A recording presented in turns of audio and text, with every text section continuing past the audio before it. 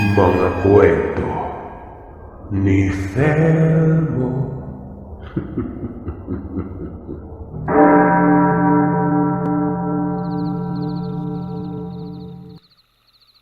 Ang kwentong ibabahagi kong kasunod, galing naman kay Adam. Umarangkada kagad si Adam matapos makapagkwento ni Manilito. Si Adam po ay kanang kamay ko sa trabaho. Baliminsan ay sa kanya ko ipinagkakatiwala ang mga kasamahan, lalo na kung nasa ibang lugar ako nakadistino. Bago pa mangyari ang inumang yon, nabanggit ko na din sa kanya ang hilig ko sa pakikinig ng kwento sa YouTube channel. Akalain mo ba namang nahawa pala itong si Adam sa akin at tuwing binubuksan ko ang cellphone ko, pinapataasan niyang volume. Natuwa ako noon gawa ng mahilig din pala si Adam sa kwentong katatakutan. Ayon sa kanya ay may mga bagay kasi siyang natuklasan patungkol sa mga kababalagan. Dahil dyan, may kwento ding naibahagi sa kanya na siya namang masasabing totoo talaga. Itong si Adam, pamangkin ni paring Joel.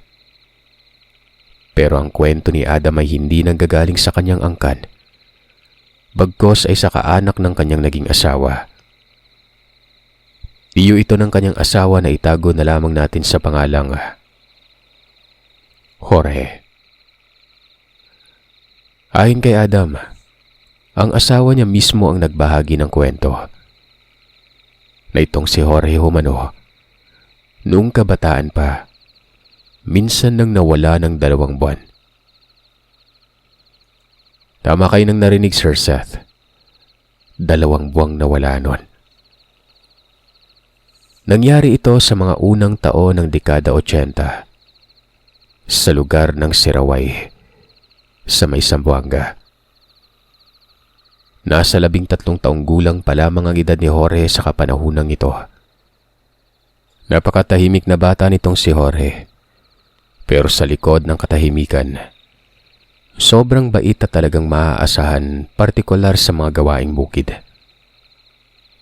Mangbubukid kasi itong pamilya ni Jorge. May sarili silang lupain pero nakasangla naman ito. Gawa ng nagkaroon kasi ng sakit ang kanyang kapatid noon. Malalang sakit ito na kinakailangang maoperahan. Pero dahil sa kakapusan na isang lang lupain na ito, naging mapait ang kapalaran para sa kanilang pamilya. Namatay din kasi ang kapatid niya kalaunan. 4 silang magkakapatid at siyang pinakabunso. Yung panganay ang namatay. Magkakasunod lamang ang edad nila. Madalas ay mapag-isa itong si Jorge. Kung walang ginagawa, ay gumagala ito sa gubat. Napakahilig umano ni Jorge sa gubat at hindi natatakot nun. Kung minsan pa'y inaabot ng gabi si Jorge, napapagalitan nga siya ng mga magulang kasi nga, ang gubat ng Siraway talagang binabalot ng mga kababalaghan. Hindi na kaila sa mga taga roon ito. Maging sa mga ibang kwento ay nabanggit na rin ang lugar na bukod sa may mga rebelde ay may mga aswang din at mga maligno. Napakarami din ditong antingero kasi nga nagkalat ang mutya sa lugar. Bagay na masasabing may hiwaga talagang bumabalot sa lugar na yon. Dahil dito, karamihan sa mga tao ay sinusunod ang kultura ng karunungan at paniniwala. Napakalapit lamang ng bahay nila sa gubat, pero bihira lamang ang mga taong pumapasok dito. Dahil sa takot sa mga kababalagang bumabalot at pugad din ito ng mga rebelde. Pero ayon kay Jorge ay wala naman daw nakakatakot doon. Basta ay gusto niya lamang tumambay sa gubat.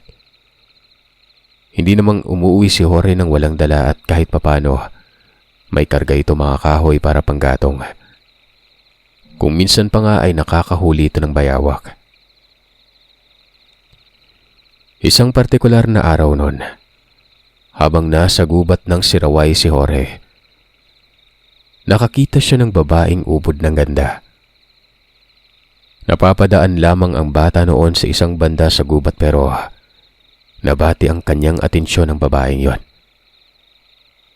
Nakatayo umano ito sa mga patong-patong na mga bato. Nakatanaw sa malayo. Nawari ba'y sobrang lalim ng kanyang iniisip. Maputi ito at hindi mo aakalaing makakarating ang babaeng yun sa gubat. Para kasing mayaman yon, lalo na at may suot pang damit na nakakatawag pansin dahil sa malagintong palamuti nito. Hindi naman nilapitan ito ni Jorge. Nagpatuloy na lamang siya sa paglalakad noon hanggang sa nakarating siya sa bahay. Walang ibang tao maliban na lamang sa kanya. Lapit hapon na. Hinagilap niya noon ang pamilya pero wala talaga. Maging yung dalawang kapatid niya ay wala rin. Gumala siya sa lugar. Napapansin niyang wala ding mga tao sa paligid. Maging doon sa mga kapitbahay na matatanaw lamang mula sa tugkaran. Wala talaga. Ultimong yung aso nila at mga alagang kambing ay wala din sa lugar na yon. Napakatahimik umano na para bang siya lang ang umiiral doon. Pumunta siya sa kanilang pero maging roon ay wala ding tao. Parang mababaliw na sa kakaisip si Jorge sa mga puntong yon. Dinilat pikit niya ang kanyang mga mata. Pero wala talaga siyang nakitang tao. Bigla na lamang siyang nagtatatakbo kung saan-saan. Ginalugad niya ang buong nayon na yon.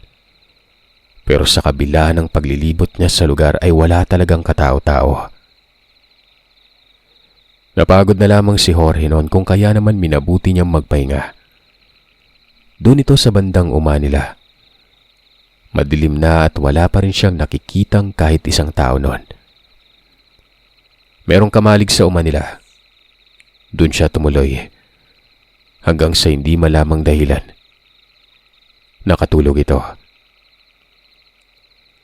Pagkagising niya, may araw na at nakatutok pa ito na animoy tanghali. Gulat na gulat si Jorge dahil alam niya naman sa sarili na saglit lang yon at nakaidlip lamang at maanghang pa ang kanyang mga mata. Pagbangon ng bata, mas lalong nagulat si Jorge dahil nasa loob na siya ng gubat. Wala na ito sa kamalig. Nasa ibabaw siya ng mga tumpok na bato. At kung hindi siya nagkakamali ay ito yung malalaking mga bato na kung saan dito niya nakita yung babaeng yon. Tumayo si Jorge. Nakita niyang ilang mga bahay doon. Magaganda. At ang paligid ay ibang-iba sa normal na nakikita niya sa lugar nila na para bang mayayamang tao ang nakatira. Hindi niya lubos sa kalain na ito pala ang matatanaw sa ibabaw ng batong yon. Sa isip-isip niya, kaya naroroon ang magandang babae na katambay, gawa ng nakatanaw ito sa magandang kapaligiran. Pero sa naaalala niya noon, ang likod naman ng mga tumpok at malalaking bato, yun ay ang pangpang. Bumaba si Jorge. Naglakad-lakad siya sa lugar at habang nangyayari yon, nakatingin ito sa isang bahay na malapit sa kanyang kinaroroonan. Ang postura umano ng bahay na ito, bungalow pero moderno. Kakaiba din ang mga palamuti sa dingding. Para umanong kumikinang na diamante. Ilang saglit pa, pag-angat niya ng tingin sa araw, ganoon naman ang pagtataka ni Jorge. Paano ba naman kasi? Palingay ito o palubog na? Samantalang kanina lang, nakatirik ito. Nagpatuloy siya sa paglalakad noon na para bang naaaliw na lamang siya sa magandang lugar na nagmistulang isang paraiso. Ibang-iba din ang mga bulaklak at damo. May mga paro-paro umanong malaginto ang kulay. Walang ano-ano. May nakita siyang mga tao. Marami yon. Magkakasunod yon na animoy mga sundalo. Sabay-sabay kasi ang pagakbang sa lupa. May lalaki at babae, pero matatangkad ito at mapuputi. Sinubukang kawayan ni Jorge pero hindi daw siya pinapansin ng mga ito. Kung kaya naman sumunod si Jorge. Nakabuntot lamang siya sa mga ito pero bigla na lamang umanong naglaho. Kasunod noon ay ang pagtawag ng isang babae sa kanya. Kagad niyang iginala ang kanyang paningin sa paligid. At doon ay nakita niya yung babaeng ubod ng ganda. Ito yung babaeng nakatungtong doon sa bato. Nakangiti ito. Tapos para bang pinapalapit siya. Napansin niya kasi ang simpleng pagtango nito. Ito namang si Jorge. Dahil sa napaka-inosente pa ay lumapit naman pero habang papalapit, dito niya napagtanto na matangkad na babae ito. Matangkad umano ang tatay ni Jorge pero mas matangkad ang babaeng nakita niya. Nagsalita yung babae at ang sabi nito, "Kamusta ka, Jorge?" Napahinto si Jorge at tinitigan niya sa mga mata ang babae. Takang-taka ang bata. Papanong kilala siya nito? Kung kaya naman sinambit niya yon at sinabing ano ang pangalan at tagasan. Sabi naman ng babae, Araya umano ang kanyang pangalan. Ang pangalang Araya, ito talaga yung pangalan ng babae at wala akong ginamit na iba. Dagdag pa ng babae ay taga doon lamang siya sa lugar na yun nakatira. Nagtataka ka ba, Jorge? Hindi ito ang lugar nyo. Walang taong kagaya mang umiiral dito maliban na lamang sa'yo. Po, hindi ko po kayo maintindihan, ate. Kanina po gabi tapos pagising ko may araw na. Ngayon palubog na po yung araw. Ano po bang nangyayari? Tsaka bakit niyo po ako kilala? Tanong ni Jorge noon. Ang sabi naman ni Araya, matagal na niyang kilala si Jorge. Kahit nung paslit pa ito ay kilala na ito ng dalaga. Wala umano sa mundo ng mga tao si Jorge ng mga panahon na yon. At ang dahilan nito ay walang iba kung hindi si Araya lamang din. Parang gusto kasi ni Jorge ang gubat kaysa sa mismong tirahan kung kaya't ipinakita ni Araya ang totoong itsura ng gubat na yon. Dagdag pa nito, pwede umanong doong manatili si Jorge kung gugustuhin niya. Walang kwentang mundo niyo, Jorge. Dito sa sayang buhay mo, walang kahirapan, walang sakit, at mahaba ang buhay mo. Wika ni Araya noon. Tapos nagmungkahi itong sumunod daw si Jorge sa kanya. Pagamat balot ng pagtataka, sumunod naman umano itong si Jorge. Dinala siya sa isang bahay doon. Namumukod tanging bahay na naiiba sa lahat ng nakikita niya. Kung yung iba ay isang palapag lang, ang pinuntahan nilang dalawa ay dalawang palapag at sobrang ganda umano. Sunod lamang ng sunod si Jorge. Nang makapasok siya sa loob ay para umanong napapaligiran si Jorge ng mga diamante. Napakaganda sa loob. May ibang tao doon. Babae din ito at kung gaano kaganda si Araya, mas maganda pa manong isang yon. Napakaamo ng muka at nasa bunga dito ng malagintong hagdan. Pinaupo si Jorge sa isang muebles na sobrang lambot at napakasarap umano ng pakiramdam niya. Hindi din mainit sa loob ng bahay. Para bang nasa labas lamang din, pero nasa lilim ng gubat. Naamoy ni Jorge doon ang samyo ng mga bulaklak. Ang sabi ni Araya, ito ano magiging bahay ni Jorge kapag ginusto nitong manirahan sa lugar. Wala din naman silang lalaking kasama sa bahay na yon. Si Jorge umano ang napili ni Araya. Ito umano ang magiging taga-parami ng lahi nila pagdating sa hustong edad nito. Siyempre, napatulala si Jorge. Kahit papano ay naiintindihan niya ang punto ni Araya. Siya'y magiging palahian. Kung sa manok pa, tandang. At ang magiging asawa niya ay walang iba kung hindi ang dalawang babaeng ubod ng gaganda sa kanyang paningin. Dagdag pa ni Araya, magiging mabilis ang paglaki ni Jorge dahil mabilis ang oras sa mundong yon. At katagalan ay masasanay ng katawan ni Jorge at hindi na mapaglilipasan pa ng panahon. Katulad nila, hahabaw mo ang buhay. Paano na po yung mga magulang ko? May kapatid po ako. Kailangan ko pang matulungan sila. Hirap po kami sa buhay. Tumabi sa pag-upo si Araya. Ipinakilala nito ang kasama niya sa bahay. Kapatid ni Araya na ang pangalan ay Lila. Dagdag ni Araya, magiging maganda umano ang buhay ng kanyang pamilya. Lalo na kapag pumayag si Jorge. Ito ang kondisyon na ibibigay niya sa bata nun. Hindi nagsalita si Jorge. Ilang saglit lamang umano ay inabutan ng pagkain si Jorge. Si Lila ang may hawak nito na parang kakanin nito at mukhang masarap umanong kainin. Kinain naman daw kaagad ito ni Jorge. At sabi pa ng bata, noon pa lamang siya nakakain ng ganoon kasarap na kakanin. Saad naman ni Araya ay marami pa umano sa lamesa. Itinuro ni Araya ang lamesa at hindi alam ni Jorge kung paano nagkaroon ng pagkain doon. Napakarami at iba't ibang kulay. Tumayo ang bata at lumapit sa lamesa. Nakakamangha ang mga pagkain. Lahat masasarap tingnan, lalo na umano yung parang kulay itim na cake at may tsokolating nakapatong. Sinlaki lamang ito ng kanyang kamao. Pero hindi niya umano kinain yon.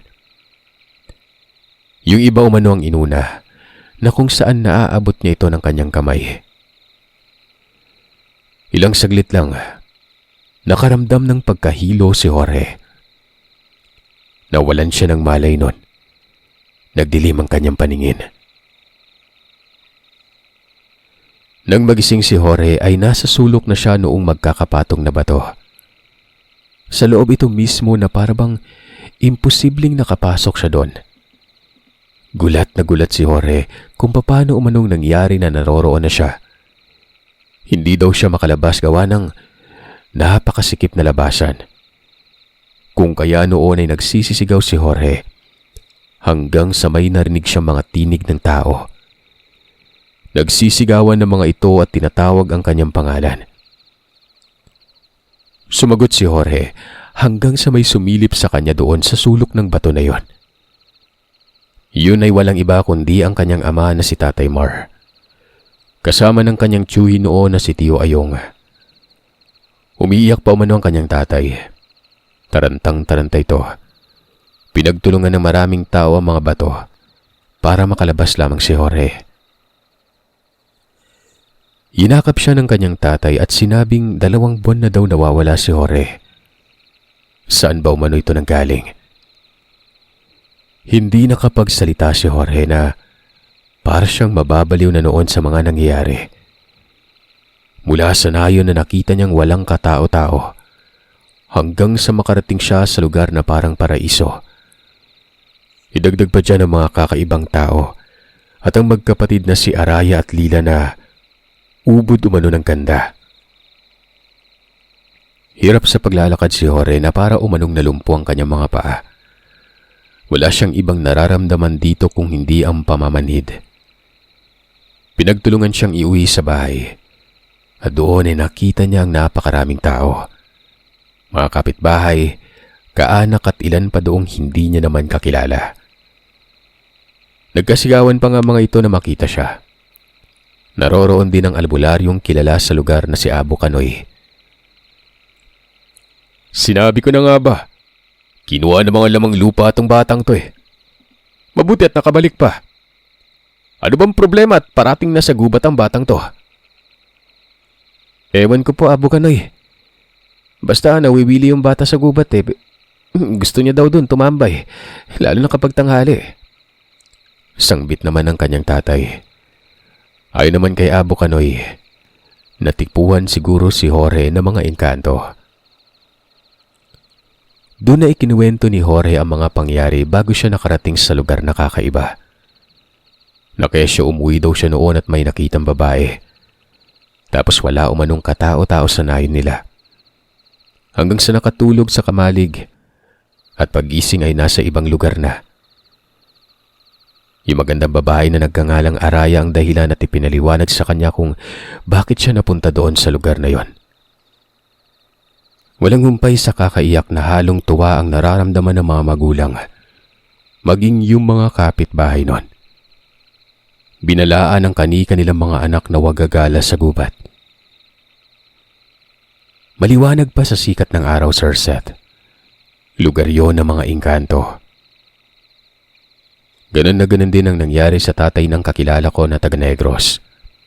Nawala umano ng isang linggo. Natagpuan sa isang butas sa loob ng malaking puno ng lawaan. Na kung sasumahin ay parang katulad lamang din ang sinapit ni Jorge. Napaka-imposibleng nakapasok sa butas na yon. Ganun din ang naranasan. Nakarating sa lugar kung saan napakaganda. Ang pinagkaiba lang, hindi ka kaninang inalok, kung hindi kanin talaga na may iba't ibang kulay. May puti, dilaw, pula, titim. Pinapili ang tatay ng kakilala ko at ang pinili niya ang puting kanin. At ayun, matapos lang kainin yon, nawalan din ito ng malay. Pagkagising ay nasa loob na ng butas sa isang malaking puno. Isipin niyo, 2 buwang nawala si Jorge. Sa kakarampot na oras na yun sa lugar ng mga engkanto. 2 buwan sa realidad. Ganoon kahiwagang lugar ng mga engkanto. Napakabilis ng oras doon.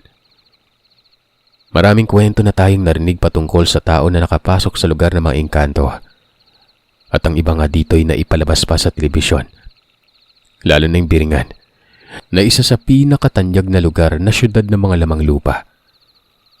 Pero hindi lamang yun doon kasi nga, para ding tao ang mga engkanto na nasa magkakaibang isla lang. Kinilabutan ako nung umuwi si Jorge. Walang tao sa nayon nila. Siguro, pagmamanipula ito, kung hindi ako nagkakamali. Sinuwerte lamang si Jorge at ang ibang pagkain ang kinain. Dahil kapag yung cake pa na kulay itim ang nadampot, tiyak, wala tayong kwento ngayon.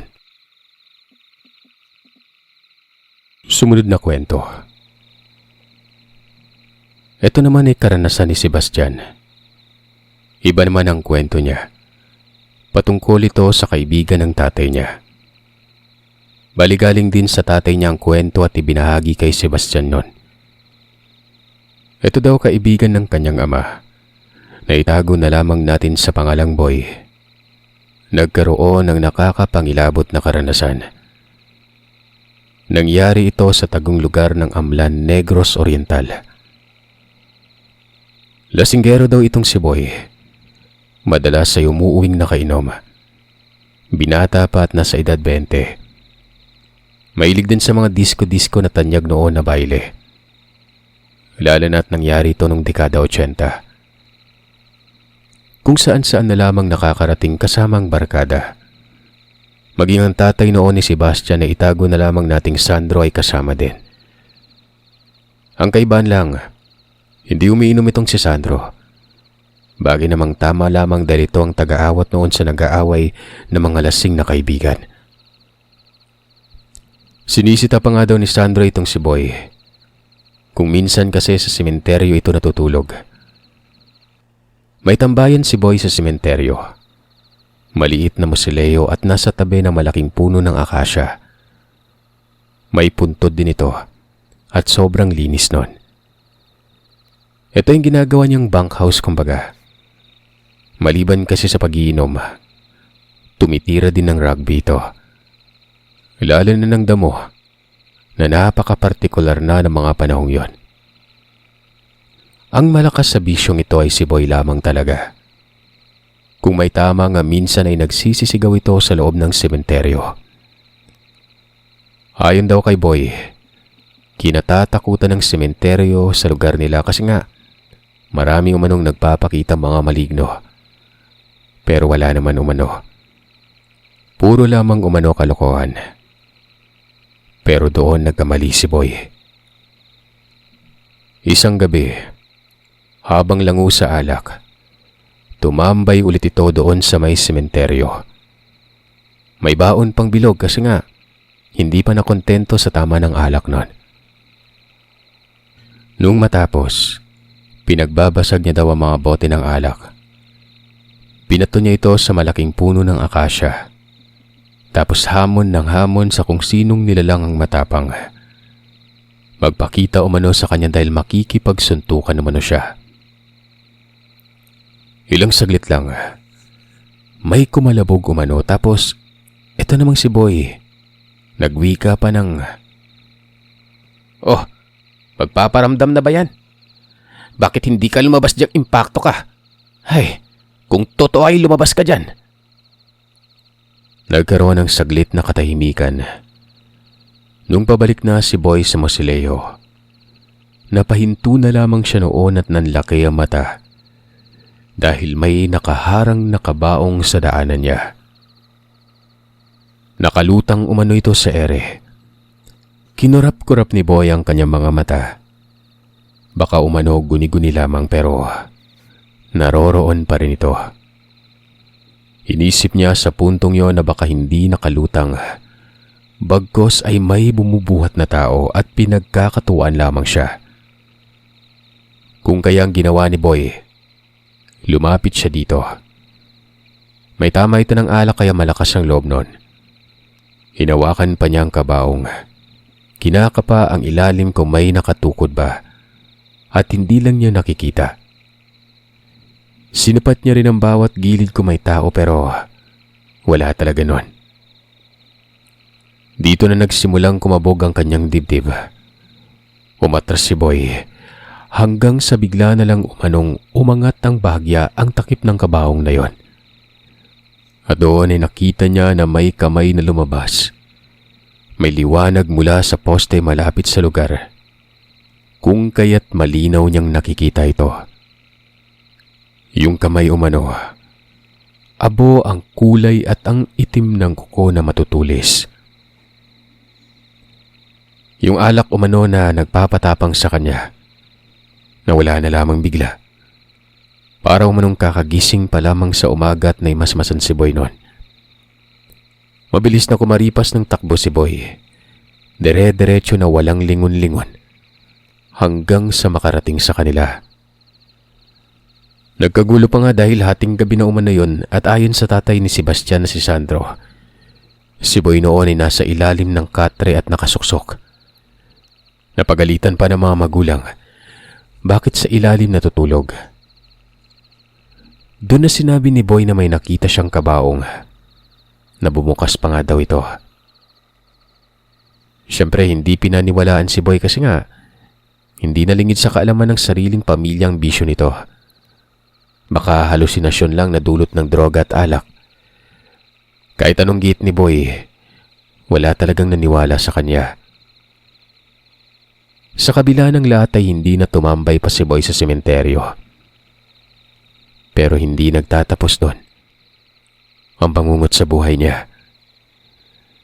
Para bang sinusundan na siya ng amok noon. Ang amok sa aming Sir Seth, mga nilalang kung tawagin.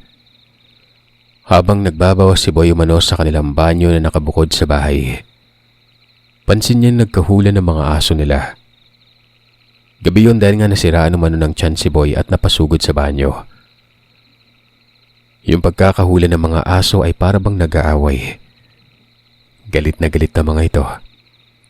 Hindi lang yun pinagmamay-ari nila kasi maging sa mga kapitbahay noon ay nagkakahulan na rin. Ilang saglit pa, natahimik umano na parang may bumato sa mga aso na yon. Rinig niya ang iyakan at pagkaduwag ng mga ito. Di ba nga kapag natuwag ang mga aso, iyak ang mga yon? Ganon ang naririnig niya sa gabing yon. Matapos makapagbawas, Paglabas niya ng banyo, halos panawan siya ng diwa nang makakita ng napakalaking aso umano. Lampas tao ang laki nun. Partida, nakaupo pa yon. Kulay itim at napakakintab ng katawan na animoy naglilimahid sa langis. Yung mga mata nito, umaamag umano na kulay puti at galit na galit ang muka. Bumalik sa loob ng banyo itong si Boy. Doon na umano siya nagtago ng buong magdamag hanggang sa sumapit ang kinaumagahan. Nakita siya ng kanyang tatay na dilat ang mga mata habang nasa kanto ng banyo. Para umanong nabaliw. Sinasabi niya na may aso nga na lampas tao umano ang bumungad sa kanya kaya hindi siya lumabas nun. Di ayon, imbis na paniwalaan, iniisip ng pamilya na nabaliw na nga ito si Boy. Pinarehab nila ito. May pera naman ang mga magulang gawa ng mga negosyante. Pagkalipas ng 3 buwan, lumabas ito. Pero parang ganun pa rin umano na animoy hindi gumaling. Ayaw na nitong umuwi. At ang sabi ni Boy, magpapakalayo-layo na umano siya. Pumayag naman ang mga magulang. Doon si Boy sa kanyang tiyuhin na malagi, sa kabilang baryo. Pero kahit nagamot na ang utak ay hindi pa rin nilulubayan umano si Boy. Noong una, naniwala na siya na baka dulot lamang ito ng bisyo. Pero nung gumaling na, iba na umano talaga. Nakabuntot pa rin sa kanya ito. Kung ano-ano na lamang ang nakikita niya. Mga nilalang na galit na galit. Ang pangit umano ng mga muka. Mas masahol pa umano sa dyablo ang mga mukha nito. Kung kaya naman nagpatingin na si Boy sa isang albularyo, kasama niya ang tiyuhin na itago na lamang natin sa pangalang Edward.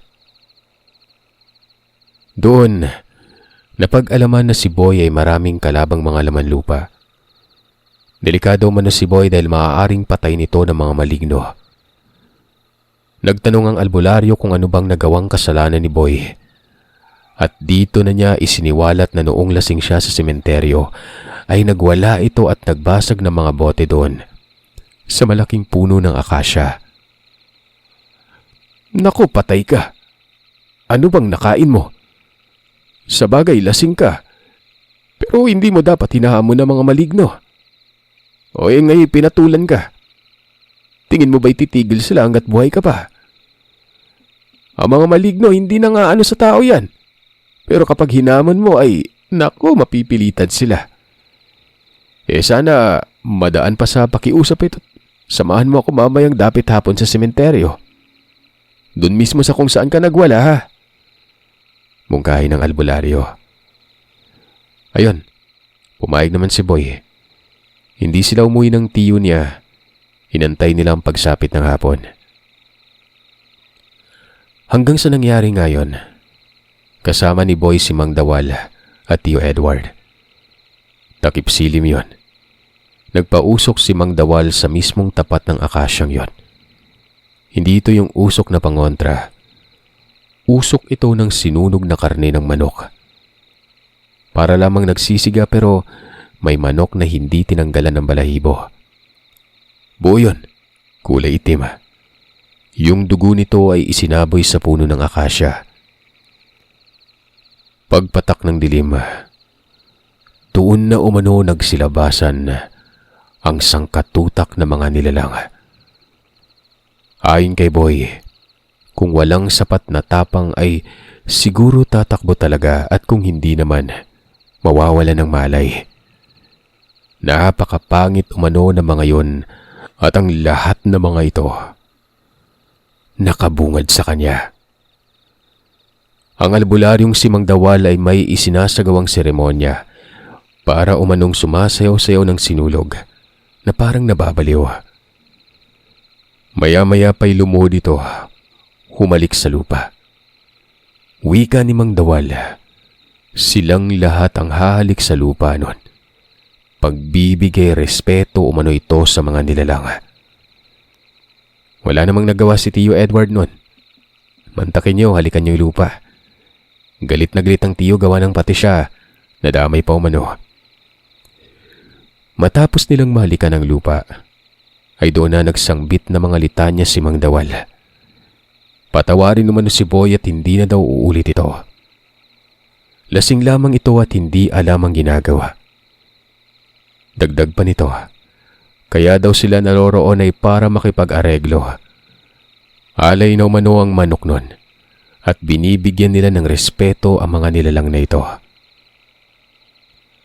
Ilang saglit lang ay nawala mga ito pero bago pa man tuluyang maubos ang pagkawala, yung mga galit na mukha noon ay napalitan umano ng pagiging payapa at maamo.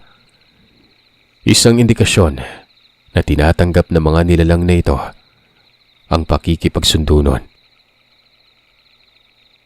Diyos mio, napakarami pala nila. Ang mga yun pa talagang hinamon mo dong. Magbago ka na. Ito yung sinasabi ko sa'yo. Magbago ka na. Alam mo ba kung bakit? Hahanapan ka ng mali na mga malignong yan. Pinalampas ka lang nila ngayon pero balak kang patayin. Magpakbait ka na kung mahal mo pa ang buhay mo. Ay, baka ako'y madamay pa pati ang tiyo mo eh. Babalikan ka kapag nagkasala ka ulit sa mga nilalang na yan. Kahit hindi pa yun dito nakatira basta magkakaugnay silang lahat. Tandaan mo yan ha. Hindi nakapagsalita si Boy.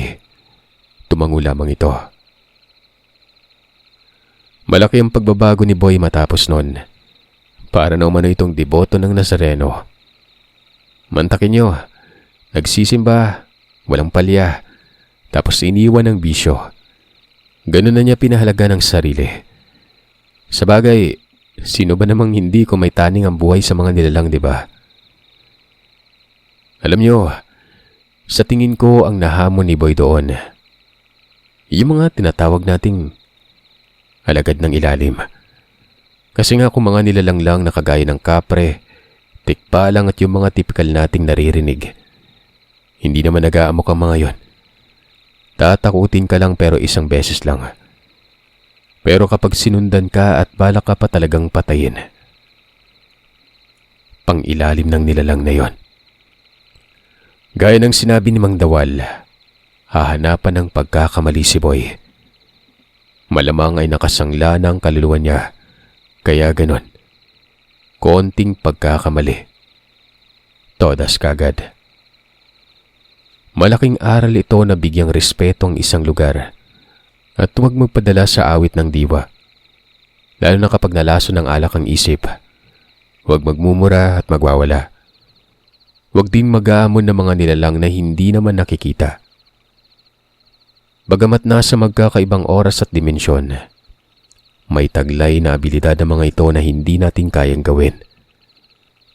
Ito ang abilidad na kaya nila tayong saktan. Itong kasunod naman na kwento, galing din kay Adam. Naging tuloy-tuloy na kasi ang pagsisiwalat niya. Ang sarap ng inuman kapag may mga kwentong kababalagan ng pulutan. Yung dapat nakangisi dahil languna sa alak. Aba, ang seseriso na ng mga mukha namin nun. Bali itong kwento naman na ito ay galing pa rin sa panig ng asawa ni Adam. Kamag-anak ng kanyang asawa, third cousin. Sa pagitan ng taong 1986 hanggang 1988, nangyari ito sa lugar ng Altavas, Capiz. Ang kamag-anak ng asawa ni Adam na itago na lamang nating Kaka ay nasa edad 15 taong gulang pa lamang nun. Napakahilig nitong manahid o mangsudsod ng mga hipon at iba't iba pang mga maliliit na isda sa lawa ng lugar. Ginagawa kasing pamain nito ni Kaka kapag lalaot sila ng kanyang tatay. Ang lugar ng Altavas, may sangahang lawa dito na kung saan nakaugnay sa may dagat. Ang mga nakatira sa lugar, ang kalimitang ikinabubuhay ay ang punong o pag-fish pond. Napakayaman sa mga lamang dagat ang lugar na ito, lalong-lalo na sa mga alimango. Bukod sa pangsudsod ni Kaka, nangangalimango din ito. Kung minsan pa ay naglalagay ng mga bubo at bintol. Itong bubo ay napaka-tipikal na sa atin. Fish trap, pero para naman sa alimango.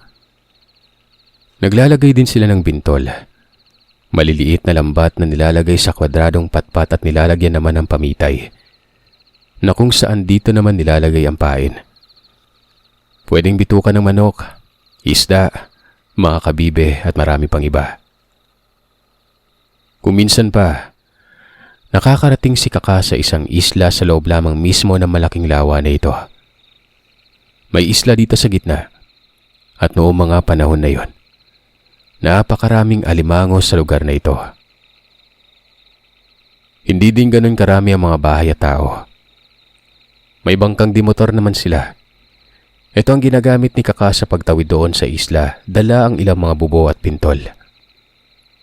Nilalagay niya ito sa isang tubigan na namamagitan sa isla at sa kabilang dako. Tapos ay iniiwan niya yun na maghapon. Habang nangyayari yon, itong si Kaka ay nangangalimangon din ng mano-mano sa mga kabakawan.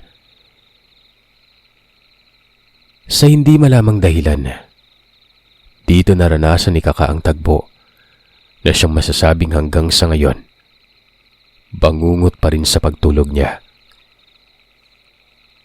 Habang nasa masukal na bakawan na maputik nun, nakapansin si Kaka ng isang tao na may buhat-buhat na sako na may kung anong laman. Sa pagkakakilatis ng binatilyo, napakabigat ng laman ito. Matandang lalaki yun na may mahabang buhok. May balbas din at bigote. Ang suot nito ay karaniwang suot lamang ng isang mananagat. Hapon na ng mga sandaling yon at papaalis na sana si Kaka gawa ng papandawin niya na noon ang mga bubo at pintol. Pero naudlot yon. Sa kadahilan ng yung tao umano, binaba ang sako at inilabas ang laman nito. Akala niya noong una ay isda ang laman ng sakong yon. Pero ganoon na lamang ang pagkawindang ng binata. Dahil ang laman nito, isang tao. Kinabahan bigla si Kaka. Alam niya kasing wala ng buhay ang taong yon. Nakahubot-hubad ito at babae. Kitang-kita ni Kaka yun gawa ng ang mga distansya nila ay nasa mahigit 10 di pa lang. Hindi umano napapansin ng taong yon na naroroon si Kaka. Nasa liblib kasi siya banda at nakadapa noon sa mga ugat ng bakaw. Kagad naisip ni Kaka na baka pinatay ito at itatapon na. Umupo yung matanda at kinapaka pa yung labi. Naghubad yun ng damit at sa maniwala man kayo o sa hindi, hinalay niya yung bangkay na yon. Kitang-kita ni Kaka yung bangkay na maputla ng muka at walang awa itong hinalay ng manyakis na matandang yon. Gusto na noong sigawan ito ni Kaka kaso minabuti niya umanong tumahimik na lamang. Baka kasi kung anong gawin sa kanya ng matandang yon. Kadiri umano tingnan. Hindi man lamang naasiwa sa putik. Ilang saglit pa, akala noon ni Kaka na tapos na. Gawa ng tumayo na yung matandang yon. Pero yun ang pagkakamali niya. Bigla na lamang daw itong tumuwad-tuwad. Nakaangat ang siko at tuhod na para bang isang gagamba. Iniisip ni Kaka na baka baliw ito. Hanggang sa binali-bali daw nito ang kanyang leeg. Nagunat ng katawan. Maya-maya pa ay naging agresibo umano ang kinikilos ng matandang yon. Dilat na dilat ang mga mata nito. At kung makalingon ay sobrang bilis. Ilang segundo ang nakalipas. May kung anong kinuha ang matandang yon sa loob ng sako. Sa pagkakatanaw ni Kaka, maliit na bote yon na para bang isang garapa. Binuksan umano yon ng matanda. Binuhos ang laman nito sa katawan niya. Pinahid-pahid sa buong katawan hanggang sa unti-unti umanong umitim ang balat nito. Nagtayuan ang lahat ng mga balahibo sa katawan ni Kaka. Ultimo nga mukha ay nagbago. Pumangit daw yon. Parang isang impakto. Tapos ay hindi niya alam kung bakit may samyo na sobrang baho na bigla na lang sumambulag sa binata nun. Nakakasukaw man ang bahong yon. Mabantot pa sa kulob na imbornal. Nanginginig na sa takot itong si Kaka dahil mabilis na pumasok sa kanyang diwa na ang matandang yon. Isang aswang. Hindi nalingid sa kaalaman ni Kaka ang aswang dahil matunog na ito sa lugar nila. Pero sa puntong yon, doon pa lamang siya nakakita ng itsura nito. Unang beses makakita ng aswang ni Kaka. Mas lalong hindi gumalaw si Kaka. Sumiksik talaga siya sa mga ugat noon para hindi siya makita. Hanggang sa isang saglit pa, may kinuha ulit yung matandang aswang doon sa may sako. Maliit na patalim naman ito. Sa maniwala man kayo o sa hindi, biniyak nung matanda ang mismong dibdib ng bangkay. Rinig na rinig ni Kaka ang paglagotok ng buto nito at ungol noong matandang aswang dahil sa pagpuwersa ng parting yon. Kitang-kita ni Kaka ang manilaw-nilaw na laman ng bangkay. Alam na ni Kaka ang kasunod nun. Kakainin ng aswang ang labi. At yun na nga ang nasaksihan niya nun. Kinalaykay umano ang dibdib ng labi at nakita pa ni Kaka ang pag-usli ng baga nito. Maging yung nagkukulay ubing atay nun. Nginudngod ng nilalang ang mukha nito doon sa dibdib. Pag-angat ng ulo, napatakip na lamang ng bibig si Kaka nang makitang kagat-kagat na ng nilalang ang puso nung patay na yon. Yung ugat ng puso, kitang-kita niyang uminat pa at naglalabasan doon ng kulay itim na likido. Para bang dugo yun na galing sa ilang araw nang namatay. Pinagsawaan daw ng aswang yon.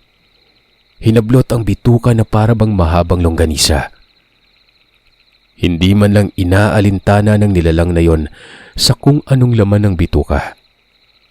Pumutok yung laman na siyang nagpasukan na kay Kaka.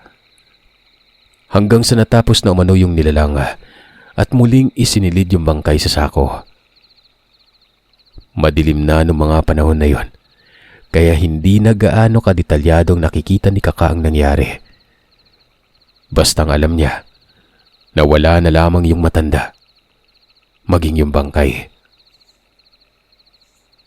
Doon na kumaripas ng takbo si Kaka. Mabilis na umuwi at hindi na pinandaw pa ang mga bubo at bintol. Kagad niyang sinabi sa tatay ang mga natunghayan.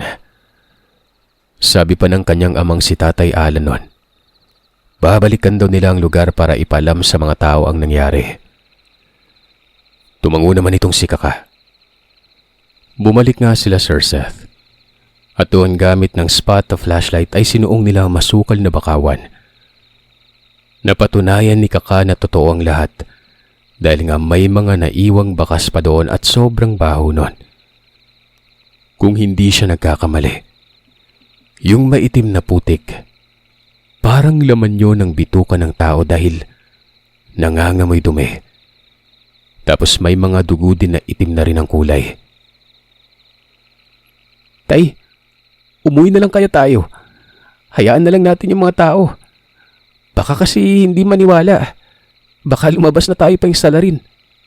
Hindi biro yung ganito eh. Hindi, mali ka. Maniniwala mga tao dito. May kilala ako anak, puntaan natin. Saad ng kanyang ama. Kinalaykay pa nito ang mga dugo gamit ng itak. Samantalang si Kaka naman noon ay bumigay ang kanyang sikmura. Pinuntahan nga nila ang kakilala ng kanyang tatay. Mananagat din ito na itago na lamang natin sa pangalang Ambrosio. Totoo ba yan, Alan? Nakita ng anak mo? Nagkagulo dito nung nakarang araw eh. May tao daw gumagala tapos may buhat-buhat na sako. Sa pagkakaalam ko, hindi taga dito yon. Malamang taga ibang lugar yung aswang na yan. Dito niya kinatay yung biktima. Hindi lang kinatay pre. Hinalay pa umano kahit patay na. Sabi nitong anak ko. Nakakatakot naman yung aswang na yon. Tugon ng Tatay Alan. Sa puntong yon si Kaka, hindi kumikibo. Tango lamang siya ng tango sa bawat katanungan ng kaibigan ng ama. Ilang saglit pa ay ipinalam na ni Ambrosio ito sa ilan pang mga taga doon. Kaya naman nabulabog ng lugar. Ginalugad nila ang kabakawan at baka naroroon pang aswang pero inabot na lamang ng umaga pero walang natagpuan. Ang napagkasunduan nila, hilihim muna pansamantala at baka kasi bumalik ang aswang na yon. Siguro ay hindi lamang ito unang beses na dumayo ang nilalang para doon kumain ng tao. Minatyaga numano nila ang lugar, pero umabot na lamang ng 1 buwan. Wala nang dayo pang may bitbit na sakong may laman. May nagmamasid nga din noon sa bukana ng mga bakawan, kung saan daungan ng mga bangka nun. Baka sakaling nagbabangka yung aswang na yon. Pero wala umano talaga. Lumipas pa umano ng ilan pang buwan. Dito na umugong ang balita na merong nawawalang babae. Taga Bukirang Panay ito. Hanggang sa ipinakalat nila na aswang ang may gawa. May nakakita umano ng tao na may buhat na sako at ang laman noon ay labi ng isang babae pero hindi nila inamin na si Kakang nakakita noon. Dito na nagsilabasan ng ilan pang mga impormasyon na marami na umanong nawawala. Mula pa sa Iloilo, Aklan at sa kabukiran ng lugar. Kung naaalala niyo at ng mga listener niyo, Sir Seth, yung kwento ng 3 bantugan na magpipinsan, isa ito sa mga tumugis doon sa aswang na gumagala. Pero walang balita na natugis ba yung aswang na yon. Siguro hanggang sa mga sandaling ito, buhay pa ang animal na yon. Ito na rin ay batay kay Adam na nagbahagi ng kwento ni Kaka. Sa mga nabanggit na lugar, baka naroroon pa nga ang aswang. Kaya ingat-ingat tayo mga nakatira doon. Kung hindi ako nagkakamali, ang aswang na yon ay isang busaw. O hindi naman kaya ay kaskas. Sana lamang talaga ay napatay na yon. Sabagay, matagal naman na nangyari at wala nang pagpaparamdam pa. Baka naman napuruhan, di ba?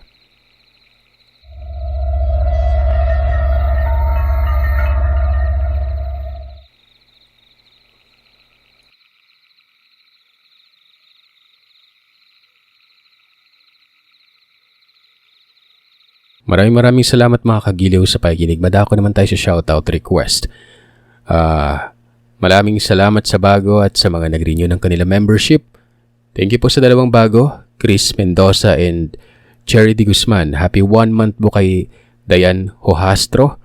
Happy 2 months kina 2nd month kina Demetric Di Aros, Kachi, Dermalin De Leon and Rionet. Happy 3rd yung June and Izan. Happy 4th, Love Pasco and Romeo Tudas. Happy 5th, John Leo Hilo and Christine Joy Baskugin and Laika Ibanez. Happy 6th, kina Jason Lopez, Grace Gavan, Rosel Perth, and Jennifer Moralejo. Happy 7th, Elaine Pitil and Arc Tunes Vlog. Happy 8th, Luna, Emmy Bumatay and Arthur Blas.